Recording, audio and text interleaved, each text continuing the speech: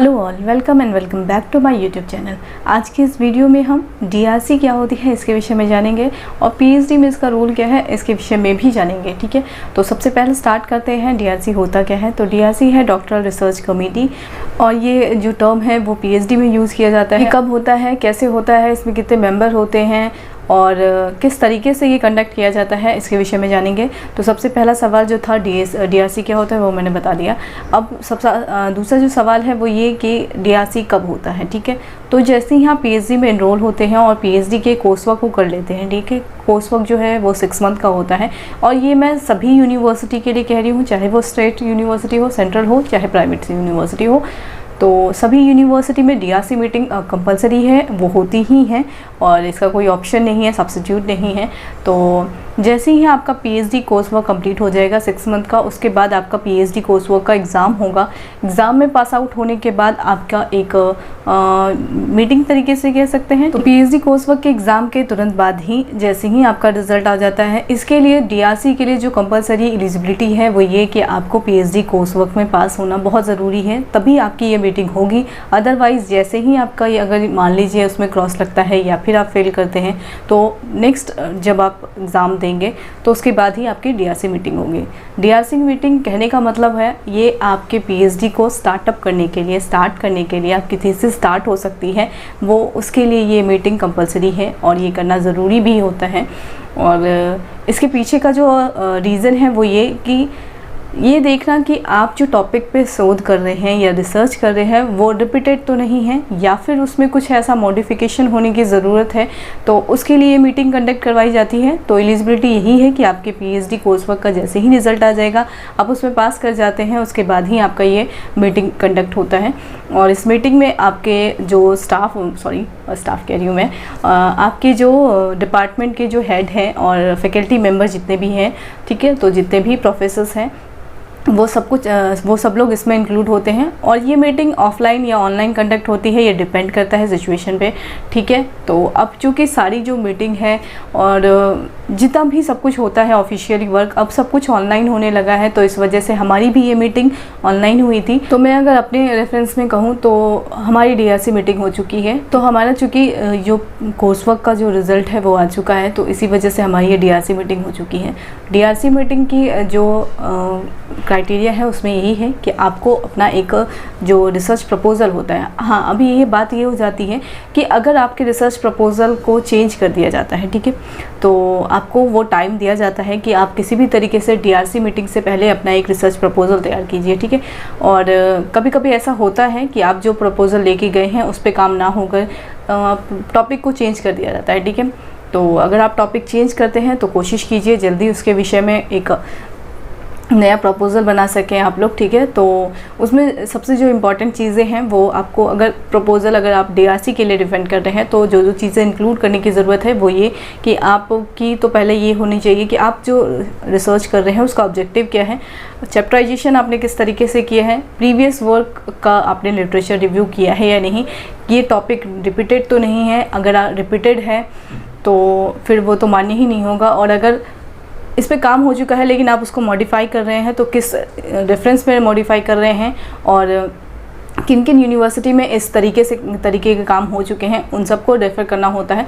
तो वो सब कुछ जब आप लिटरेचर रिव्यू करेंगे तो आपको पता चल ही जाएगा कि कहाँ कहाँ ये काम हुआ है। और इसके लिए आपको डिफरेंट यूनिवर्सिटी की लाइब्रेरी को विज़िट भी कर सकते हैं, हालांकि अगर दोस्त हों तो वो पता भी कर सकते हैं। और जेएनयू और डीयू का मैंने प्रीवियस जो शोध हो चुका है उसके लिस्ट को टेलीग्राम चैनल पर अपलोड कर दिया, तो आप वहाँ से भी उस चीज़ को देख सकते हैं अगर पर्टिकुलरली मेरे सब्जेक्ट के हैं तो। और अगर नहीं है तो आप अपने अपने तरीके से उस चीज़ को फाइंड आउट कर सकते हैं कि आपके जो विषय हैं, जो आपका टॉपिक है वो रिपीटेड है या नहीं है, उस चीज़ को आप देख सकते हैं वहाँ पे। ठीक है, तो ये तो हो गई कि आपका टॉपिक अगर चेंज होता है तो। अगर टॉपिक चेंज नहीं होता है तो रिसर्च प्रपोज़ल आपका वही रहता है जो आप इंटरव्यू के टाइम लेके आते हैं। ठीक है, तो उसमें कोई मॉडिफिकेशन करने की ज़रूरत नहीं है, वो बस हाँ आप अपने सुपरवाइज़र को दिखा सकते हैं और सुपरवाइज़र इससे पहले ही अलॉट कर दिए जाते हैं। ठीक है, तो डीआरसी मीटिंग से पहले ही आपके सुपरवाइज़र अलॉट होते हैं, लेकिन ये सुपरवाइज़र उन्हीं के लिए अलॉट होते हैं जो पीएचडी कोर्स वर्क कंप्लीट कर चुके होते हैं, ठीक है। तो कोर्स वर्क कंप्लीट करना बहुत ज़रूरी है। सुपरवाइज़र जैसे अगर आपका एमफिल हो चुका है तो आपका डीआरसी पहले ही हो जाएगा बाकी स्टूडेंट के कंपैरिजन में, क्योंकि आपने कोर्स वर्क कर रखा होगा, ठीक है। तो कोर्स वर्क का जैसे ही रिज़ल्ट आ जाता है, और जो बच्चे एमफिल वाले नहीं हैं और जिन्होंने अभी कोर्स वर्क किया है, उनका जो सुपरवाइज़र उनको मिलते हैं वो पीएचडी कोर्स वर्क के बाद मिलते हैं, ठीक है। कोर्स वर्क के बाद जैसे ही आपको सुपरवाइज़र मिल जाएंगे, आप उनसे बात करके अपने प्रपोजल पे थोड़ा बहुत अगर मॉडिफिकेशन करना चाहते हैं तो कर सकते हैं। टॉपिक चेंज हो रहा है तो उससे रिलेटेड आप उनसे बात कर सकते हैं, क्या क्या चीज़ें अभी प्रेजेंट करने की ज़रूरत है। जैसे अगर आपके पास शॉर्ट टाइम है और डीआरसी की मीटिंग रख दी गई है, तो जो मेन चीज़ है मैंने आपको कहा, ऑब्जेक्टिव ज़रूरी है, लिटरेचर रिव्यू ज़रूरी है, चैप्टराइजेशन ज़रूरी है, वो 3 चीज़ जो है वो इम्पॉर्टेंट हो जाती हैं टॉपिक को डिफेंड करने के लिए। और रिसर्च, जब तक डीआरसी वो टॉपिक को अप्रूव नहीं कर देती है तब तक आप किसी भी काम को नहीं कर सकते हैं, उससे रिलेटेड, अपने टॉपिक से रिलेटेड कुछ भी नहीं कर सकते हैं। तो डीआरसी मीटिंग इसीलिए कंपलसरी है, और इसको जल्दी से जल्दी अगर आपका हो जाएगी मीटिंग तो आप जल्दी से काम कर सकते हैं, और आप चीज़ें जो है वो जल्दी जल्दी होने लगती हैं इसी तरीके से, ठीक है। जितना लेट होगा उतना ही आपके लिए दिक्कत है। तो कोशिश कीजिएगा एक ही बार में पीएचडी कोर्स वर्क के रिज़ल्ट को क्वालिफाई कर लीजिएगा, और डीआरसी की मीटिंग जब हो तो अच्छे से प्रिपेयर हो जाना है। जब हमारी डीआरसी मीटिंग हुई थी तो हमें भी नहीं पता था किस तरीके से डीआरसी होती है, क्या होता है, कुछ भी नहीं पता था। लेकिन जिस दिन डीआरसी मीटिंग थी तो एक थोड़ा रिलैक्सेशन इस चीज़ के लिए था कि हमारी वो ऑनलाइन मीटिंग हुई थी, क्योंकि ऑफलाइन में तो थोड़ा होता है कि घबराहट होने लगती है सामने चेहरे को देखकर। और क्योंकि जब इससे ये ऑनलाइन मोड में हुआ है तो चीज़ें थोड़ा नॉर्मल हो चुका है, तो मुझे वो चीज़ अच्छी लगी कि ऑनलाइन मीटिंग हुई थी और कोई दिक्कत वाली बात नहीं। हालांकि ऑफलाइन भी होती तो कोई दिक्कत वाली बात नहीं थी, लेकिन एक चीज़ था कि मतलब अभी तक हमारे ऐसा कुछ हुआ नहीं था कि मीटिंग ऐसी है और किसी के सामने आपको प्रेजेंट करना है, तो एक फियर था। वो चाहे ऑफलाइन हो, आपको अपने टॉपिक को ही डिफेंड करना है, तो इसमें घबराने वाली कोई बात नहीं है, ठीक है। तो जिस तरीके से होगा उस तरीके से आप लोग इस मोड के लिए प्रिपेयर रहिएगा। और इसमें जो चीज़ थी ऑब्जेक्टिव है बता दिया मैंने, और एक एक्सटर्नल आएंगे आपके सब्जेक्ट से रिलेटेड ही, और वो आपसे इस विषय में पूछ सकते हैं। और सबसे पहले तो आपको अपने टॉपिक को डिफेंड करना होगा। तो जब टॉपिक डिफेंड करते हैं तभी ये चीज़ आपको बता दी जाती है कि इसमें क्या क्या चेंजेस करने हैं, तो उस टाइम आप इस चीज़ को नोट डाउन कर लीजिएगा। जो भी आपको सजेशन देंगे कि इसमें ये मॉडिफिकेशन करना है या फिर इस तरीके से लिखना है या ये चैप्टर इंक्लूड करना है, तो जैसे जैसे वो बताते जाएंगे आप उस चीज़ को नोट डाउन करते जाइएगा, ठीक है। क्योंकि वो आपका टॉपिक है तो कोई और उस चीज़ को नोट डाउन नहीं करेगा, तो आपको अपने लिए खुद ही नोट डाउन करना होगा। और टॉपिक को डिफेंड करने के लिए मुश्किल से मुझे लगता है कितना टाइम, हमारे टाइम तो 5 से 6 मिनट काफ़ी था। उन्होंने ऑब्जेक्टिव भी उस चीज़ को कर दिया था, और अपने अपने प्रपोज़ल को हमने अपने सुपरवाइज़र को भेज दिया था, और उन्होंने फिर आगे उस चीज़ को पास ऑन किया था। तो इस तरीके से हमारा काम हुआ था। और डीआरसी की मीटिंग जब ख़त्म हुई तो उन्होंने जो भी सजेस्ट किया हम लोगों के लिए, तो हम लोगों ने उसे नोट डाउन किया और उस चीज़ को मॉडिफाई भी किया अपने प्रपोज़ल में।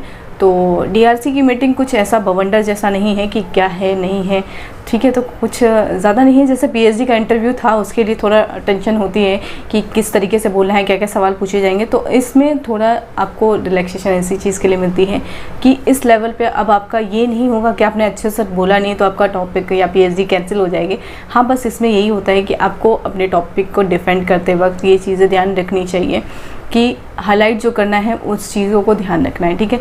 बाकी पृष्ठभूमि तैयार करने की ज़रूरत नहीं है, ठीक है। बैकग्राउंड इतना डिटेल देने की ज़रूरत नहीं है। जो मेन चीज़ें हैं, जैसे ऑब्जेक्टिव है आपका, चैप्टराइजेशन है और लिटरेचर रिव्यू जो है, ये 3 चीज़ें जो हैं वो इम्पॉर्टेंट है डीआरसी मीटिंग के लिए। तो इस तरीके से होता है ये डीआरसी मीटिंग। और अगर ऑफलाइन हो रहा है तो और भी अच्छा है, ठीक है। तो चीज़ें क्योंकि यादगार हो जाती हैं, और वो एक तरीके से आपको मतलब एक फ़ियर भी, आपका जो स्टेज फ़ियर होता है वो ख़त्म हो जाता है कि बाकी चीज़ें जब आपके साथ होगी, जैसे पीएचडी का वाइवा होगा या फिर आप अलग कोई भी मीटिंग आप देंगे या फिर सेमिनार प्रेजेंट करेंगे, ठीक है। तो सेमिनार से रिलेटेड भी एक वीडियो मैं अपलोड करने वाली हूँ, ठीक है। तो वो इसलिए क्योंकि जब आपका पीएचडी कोर्स वर्क होता है ना, तो पीएचडी कोर्स वर्क में आपको असाइनमेंट दिए जाते हैं, ठीक है। जब आपका सब्जेक्ट का होगा तब भी, और आरपीई वाला जो कोर्स मैंने बताया है वो भी। और वीडियोस जो भी मैं बनाती हूँ, एक और रिक्वेस्ट आप लोगों से है कि आप वीडियोस को पहले देख लीजिए, ठीक है। क्योंकि हो सकता है आप जो सवाल मुझसे पूछ रहे हैं वो सवाल मैंने किसी वीडियो में कवर कर रखा हो। Q&A वाला जो वीडियो मैं अपलोड करती हूँ, जब भी अपलोड करती हूँ, तो पीएचडी से रिलेटेड तो मैं सभी यूनिवर्सिटी को पर्टिकुलरली लेके चलती हूँ, लेकिन मेरा मेन फोकस रहता है वो इग्नू पीएचडी को लेकर ही करूँ, ताकि जो सवाल इग्नू पीएचडी से रिलेटेड है आप लोगों के उसको कवर कर सकूँ। तो अभी तक मैंने 2 Q&A वीडियो अपलोड किया है पीएचडी से रिलेटेड, तो आप लोग उस वीडियो को पहले देख लीजिए, ठीक है। और उसके बाद जो सवाल हो इस वीडियो के कमेंट सेक्शन में लिख लीजिए। और एक और रिक्वेस्ट आप लोगों से यही है कि जब भी आप कोई भी कमेंट करते हैं तो प्लीज़ नए वीडियो पे कमेंट कीजिए, क्योंकि मेरे लिए वो चीज़ ढूंढना थोड़ा मुश्किल हो जाता है, ठीक है। तो चीज़ें मतलब मुझे मिलती नहीं है, फिर इस वजह से कह रही हूँ लेटेस्ट वीडियो में रहेगी तो आसानी से मैं रिप्लाई कर दूँगी। अभी कोई एक स्टूडेंट थे जिनको बहुत सारी समस्याएं थी, और उनके वीडियो को उनके डाउट को भी मैं जल्दी क्लियर करने की कोशिश करूँगी। और उनसे भी वही रिक्वेस्ट है कि आप वीडियो के जो लेटेस्ट वीडियो है उस पर कमेंट कीजिए, ठीक है। अभी मैं DRC की बात करी तो DRC इसी तरीके से होती है, और DRC जो है वो नॉर्मल है, ठीक है। आप लोग इस चीज़ के लिए बिल्कुल टेंशन मत लेना कि क्या होता है, जैसे हम लोगों के लिए सब कुछ नया था, तो इसी वजह से मैं आप लोगों को अभी अवेयर इसलिए कर देती हूँ क्योंकि चीज़ें जो हैं वो नॉर्मल ही हैं, बस आपका जो नॉलेज है वो थोड़ा इम्प्रूव होते जाता है जब ये सब चीज़ें होती हैं, ठीक है। जैसे आपका PhD कोर्स वर्क हुआ तो कोर्स वर्क के टाइम आपके अंदर जो चीज़ें चल रही होती हैं, जो आपको एक मतलब एक बेसिक नॉलेज है आपके पास, ठीक है, तो उसके विषय में थोड़ा अच्छा इम्प्रूवमेंट हो जाती है आपके नॉलेज में, और बाकी चीज़ें इसी तरीके से चलती रहती हैं। तो नॉलेज इम्प्रूवमेंट का जो ये स्टेप है वो बढ़ता जाता है। तो DRC जब हो जाएगी तो आपको फिर थोड़ा लगेगा कि हाँ आपके नॉलेज में कुछ इम्प्रूव हुआ है। तो इसी तरीके से आगे काम होता रहता है। और जब आप चैप्टर लिखना स्टार्ट करेंगे तो हाँ, एक चैप्टर लिखते वक्त शायद घबराहट होगी, लेकिन जब आप एक चैप्टर लिख लेंगे ना तो उसके बाद फिर बाकी चैप्टर्स लिखने में आपको ज़्यादा परेशानी नहीं होगी। तो इसी चीज़ के फियर को डर कम करने के लिए मैं ये वीडियोज़ अपलोड करती हूँ। और हाँ, हम लोग पहले डरे हुए थे DRC के लिए कि क्या था और कैसे होगा। जब DRC मीटिंग हमारी ख़त्म हो गई तो हम लोग भी ऐसे एकदम रिलैक्स, अच्छा ये था DRC मीटिंग। तो पहले मुझे लगता था मिथ है बहुत बड़ा कि DRC मीटिंग होगी, पूरे स्टाफ्स होंगे, उनके सामने हमें खड़ा कर दिया जाएगा और इस तरीके से बोलना होगा, तो ऐसा नहीं था। तो बाकी स्टूडेंट भी रहेंगे और वो लोग भी अपना अपना टॉपिक डिफेंड करेंगे। तो आपका अपना है, ठीक है, आप जिस टॉपिक पे लेके जा रहे हैं आपको उस पर कमांड रखना होगा। और जो 3 पॉइंट्स मैंने कहा, ऑब्जेक्टिव, लिटरेचर रिव्यू और चैप्टराइजेशन, इन 3 को फोकस करना है। बाकी आपको अपना रिसर्च प्रपोजल पूरा ही सेंड करना है, सॉफ्ट कॉपी अपने सुपरवाइज़र को, और वो फिर आगे फॉरवर्ड करेंगे। हाँ, अगर उसमें कुछ प्रॉब्लम होगी, कोई चेंजेस करना होगा तो वो लोग सजेस्ट कर देंगे और फिर आपको उसमें चेंजेस करना होगा। अगर जो बहुत ज़्यादा चेंज करना होगा तो उसी टाइम बता दिया जाएगा आप लोगों को, लेकिन अगर थोड़ा बहुत मॉडिफिकेशन करना होगा तो वो आपको बाद में भी बता दिया जाता है। मीटिंग ख़त्म होते ही फिर आप अपने काम में लगते हैं और अपने सुपरवाइज़र से मिलते हैं, इसी सेंस में कि अब आपको करना क्या है आगे और किस तरीके से आगे करना है वो आपको गाइड करते रहते हैं, ठीक है। तो सुपरवाइज़र के साथ अच्छी बॉन्डिंग बनाकर रखिए आप लोग। PhD के फील्ड में जो आपके सुपरवाइज़र हैं वो बहुत इंपॉर्टेंट रोल प्ले करते हैं, ठीक है, क्योंकि अगर आपके PhD सुपरवाइज़र अच्छे मिले तो आपके लिए जो जर्नी है बहुत अच्छी होती है। कुछ यूनिवर्सिटी का जब मैं सुनती हूँ कि इस तरीके से हुआ कि सुपरवाइज़र उन्हें टॉर्चर कर रहे हैं या कुछ भी ऐसा सुनती हूँ तो मुझे वो दुख होता है कि मतलब इस तरीके से इस लेवल पे नहीं जाना चाहिए। बाकी आप लोग समझते हैं कि इस चीज़ के लिए क्यों ज़रूरी है सुपरवाइज़र के साथ अच्छी बॉन्डिंग बनाना, ठीक है। तो चाहे आपको छुट्टी लेनी हो, चाहे किसी भी तरीके की प्रॉब्लम हो, आपका जो सॉल्यूशन है वो सिर्फ आपके सुपरवाइज़र ही शॉर्ट आउट कर सकते हैं उस चीज़ को। तो ये जो जर्नी है 5 साल की, अगर आप 3 साल में कंप्लीट करते हैं, 3.5 साल में करते हैं तो अच्छी बात है, लेकिन अगर 5 साल तक खींचते हैं तो फिर वो थोड़ा लंबा टाइम हो जाता है और उसके लिए बॉन्डिंग अच्छी होनी ज़रूरी है। तो अब ये फील्ड वैसा नहीं रहा कि हाँ आपको सबके साथ अच्छी बॉन्डिंग बनानी है, ठीक है। तो एक पर्सन है आपके लाइफ में जो अभी इम्पोर्टेंट रोल प्ले करते हैं, वो हैं आपके सुपरवाइज़र। तो अगर आपको वो अच्छे मिल जाएंगे तो आपके लिए ये जर्नी बहुत अच्छी होगी। और कोशिश कीजिए कि आप जब सुपरवाइज़र चूज़ करते हैं या फिर आपको जो सुपरवाइज़र मिलते हैं तो उनकी बातों को भी समझिए और अपनी बात भी रखने की कोशिश कीजिए, तभी अच्छी बॉन्डिंग बनेगी और आगे भी इसी तरीके से काम आगे अच्छा होता रहेगा।